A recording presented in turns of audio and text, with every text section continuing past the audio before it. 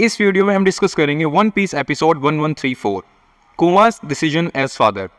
Episode की starting होती है कीजरू से, जो वेगापंक से मिलने आया है, जहां कुमा ऑलरेडी प्रेजेंट होता है। कीजरू कहता है कि तुम जो कुछ भी कर रहे हो हमें यानी वर्ल्ड गवर्नमेंट को सब पता है, और ये बिल्कुल भी अच्छी बात नहीं है कि तुम एक पायरेट से सीक्रेट डील कर रहे हो। उसके बाद सैटर्न को कॉल लगाया जाता है और सैटर्न कहता है कि मुझे पता है तुम कुमा का क्लोन बना रहे हो, एक ऐसा बंदा जो पायरेट है और उसके ऊपर 296 मिलियन बेरीज की बाउंटी भी है। इस पॉइंट पर सैटर्न वेगापंक के सामने 3 शर्तें रखता है। उन शर्तों को मानने के बाद ही बोनी का इलाज किया जा सकता था। पहली शर्त थी कि join 7 warlords of the sea. Ace ने एक वॉरलॉर्ड को खत्म कर दिया था, तो उस खाली जगह को भरने के लिए कुमा को वॉरलॉर्ड बनना पड़ेगा। दूसरी शर्त थी कि कुमा को नेवी का चलता फिरता वेपन बनना पड़ेगा, यानी कुमा को एक साइबोर्ग बना दिया जाएगा। और सबसे इंपॉर्टेंट कंडीशन थी कि कुमा जो रेवोल्यूशनरी आर्मी का पार्ट था, वो वर्ल्ड गवर्नमेंट के लिए खतरा बन सकता था, इसलिए उसकी सभी मेमोरीज को मिटा दिया जाएगा। ये आखिरी शर्त सुनकर वेगापंक को गुस्सा आ जाता है और सीधा सैटर्न से कहता है कि ये गलत है कि किसी की फ्री विल को मिटाकर तुम उसे साइबोर्ग यानी चलता फिरता वेपन बना रहे हो। सैटर्न कहता है कि तुम मुझसे आर्ग्यू नहीं कर सकते, और वैसे भी तुम वर्ल्ड गवर्नमेंट के लिए ही काम कर रहे हो। तुमसे जितना कहा जाए और जैसा कहा जाए सिर्फ उतना ही करो। और कुमा जो ये सब सुन रहा होता है, वो सोचता है कि अगर मेरी बेटी को बचाना है तो मुझे ये शर्तें माननी पड़ेगी।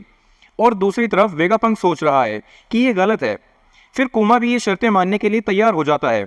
अगर ऐसा करके बोनी को बचाया जा सकता है तो वो ये शर्तें जरूर मानेगा। फिर सैटर्न वेगापंक से पूछता है कि बोनी का इलाज और कुमा पर एक्सपेरिमेंट करने में कितना समय लगेगा। इस सवाल के जवाब में वेगापंक कहता है कि इस काम को करने में 6 महीने तक का समय लगेगा, जिसके 1 साल बाद तक उसे कहीं बाहर नहीं जाना होगा, तो टोटल 1.5 साल का समय लगेगा। और कुमा की मॉडिफिकेशन में लगभग 2 साल का समय लगेगा। इसके बाद सैटर्न कुमा से कहता है कि तुम्हारी बेटी को हम अपने पास रखेंगे, क्योंकि अगर तुम्हारी बेटी के ठीक होने के बाद तुम हमारे ही खिलाफ खड़े हो जाओ तो इसलिए जब तक तुम अपनी मेमोरीज कंप्लीटली खो नहीं देते तब तक तुम्हारी बेटी हमारे ही पास रहेगी। अब कुमा को यह कंडीशन भी माननी पड़ती है, लेकिन कुमा भी एक शर्त सैटर्न के सामने रखता है कि मेरी बेटी को सोर्बेट किंगडम के उसी चर्च में रखा जाना चाहिए जहां पर उसने अपना बचपन बिताया है। सैटर्न भी कुमा की इस शर्त को मान लेता है। दूसरी तरफ बोनी की मुलाकात सेंटा मारू से होती है, जिसके साथ 6 महीने तक अब बोनी को रहना था। इसी बीच वेगापंक भी अपनी रिसर्च में लग जाता है। वो रिसर्च से थककर कहता है कि काश 5 और वेगापंक होते तो उसका काम काफी ज्यादा आसान हो जाता। यहीं से उसे आइडिया आता है कि उसे 5 सैटेलाइट्स यानी वेगापंक बना लेनी चाहिए। इसके बाद बोनी की सर्जरी भी स्टार्ट हो चुकी होती है और कुमा पर भी एक्सपेरिमेंट स्टार्ट हो चुके होते हैं। कुमा अपने ऊपर हो रहे एक्सपेरिमेंट के फेज 1 को कंप्लीट करता है और देखता है कि बोनी सेंटा मारू के साथ खेल रही है। ऐसे ही टाइम हंसी खुशी बीतता है और एक बार बोनी को ट्रीटमेंट के बाद भूख लगती है। तभी खाने की खुशबू आती है और वो देखती है कि सेंटा मारू और कुमा मिलकर पिज्जा बना रहे होते हैं। फिर सभी पिज्जा खा रहे होते हैं और एंजॉय करते हैं, डांस करते हैं। कीजरू भी वहीं बैठ के एंजॉय कर रहा होता है। इसके बाद सीधा 6 महीने का सिनेरियो देखने को मिलता है और बोनी भी ऑलमोस्ट ठीक हो चुकी होती है। वेगापंक कहता है कि 1 साल बाद तुम पूरी तरह से ठीक हो चुकी होगी और फिर तुम कहीं भी जा सकती हो। बोनी पूछती है कि क्या मैं यहाँ ठीक होने के बाद घूमने आ सकती हूँ। वेगापंक कहता है बिल्कुल।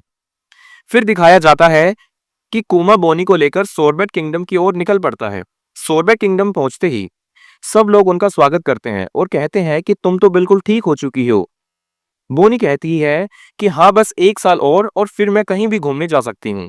सब लोग कुमा को विश्वास दिलाते हैं कि वो लोग बोनी का अच्छे से ख्याल रखेंगे। कुमा भी उनको थैंक यू बोलता है। फिर कुमा बोनी से कहता है कि मुझे किसी काम से जाना पड़ेगा, तो इसलिए तुम्हें यहाँ इन लोगों के साथ मेरे बिना ही रहना होगा। इतने में ही वर्ल्ड गवर्नमेंट की एजेंट अल्फा वहां आती है और कहती है कि तुम किसी बात की चिंता ना करो, हम सब देख लेंगे। गवर्नमेंट के लोग बोनी को बिल्कुल पसंद नहीं। जिसके बाद एजेंट अल्फा कुमा को इशारों में कहती है कि तुम यहाँ लौटकर कभी मत आना, और अगर आए तो तुम्हारी बेटी को मार दिया जाएगा। और फिर कुमा भी ये सब समझकर वहां से चला जाता है।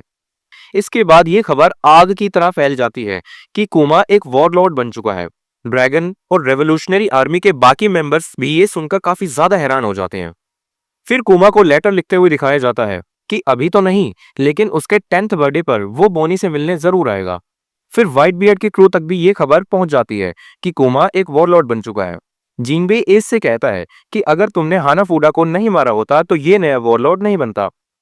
फिर आखिर में लूफी को दिखाया जाता है जिसके पीछे एक टाइगर होता है, और यहीं पर हमारा एपिसोड खत्म हो जाता है।